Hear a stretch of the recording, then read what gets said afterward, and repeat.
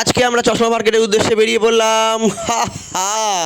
Hello everyone, মনীষ আর দেখতেই পাচ্ছ আমরা মেট্রোতে উঠে পড়েছি। প্রায় আজকে আমরা অনেকটাই লেটে বেরিয়েছি, জানি না আজও চশমার মার্কেটে গিয়ে সাকসেস হবো কিনা আমরা যে কাজের জন্য বেরিয়েছি, কারণ অলরেডি দোকান বন্ধ করার সময় হয়ে গেছে প্রায়, ওই জন্য ঘড়িটা দেখলাম আর মাথা তো পুরো খারাপ হয়ে যাচ্ছিলো। যাই হোক, তারপর এক সময় আমাদের স্টেশন চলে এসছে, তো আমরা তারপর নেমে পড়লাম। দেখতেই পাচ্ছ চশমা মার্কেট মানে হচ্ছে সেন্ট্রাল বউবাজার।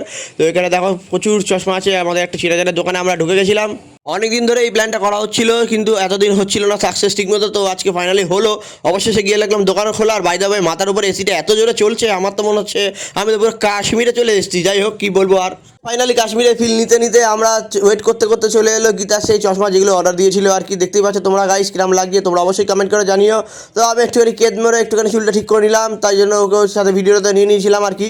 তো যাই হোক, তারপর আমি দেখতে থাকলাম বাকি যে আরও কত রকমের চশমা হতে পারে। এত রকমের যে চশমা হয় গাইস, আমার তো জানা ছিল না। তো গাইস, আমি তারপরে চশমার দোকানের সমস্ত ডিটেলস দিয়ে দিলাম তোমাদের সামনে, যেখান থেকে আমরা পারচেস করেছি। তোমরা তাহলে এখান থেকে করতেই পারো, যথেষ্ট কম দামে প্রিমিয়াম কোয়ালিটি চশমা পাওয়া যায়। তো গাইস, তারপরে আমরা বাড়ির দিকে চলে এসেছিলাম। তারপর আসতে না আসতে আমাদের মধ্যে পেট পুজো নিয়ে ঝামেলা শুরু হয়ে গেছিলো যে কী খাওয়া যেতে পারে। তো তারপর করতে করতে ততক্ষণে ব্লগ শেষ হয়ে গেল। তো চলো গাইস, আজকের মতো ব্লগটা এখানে শেষ করছি। বাই।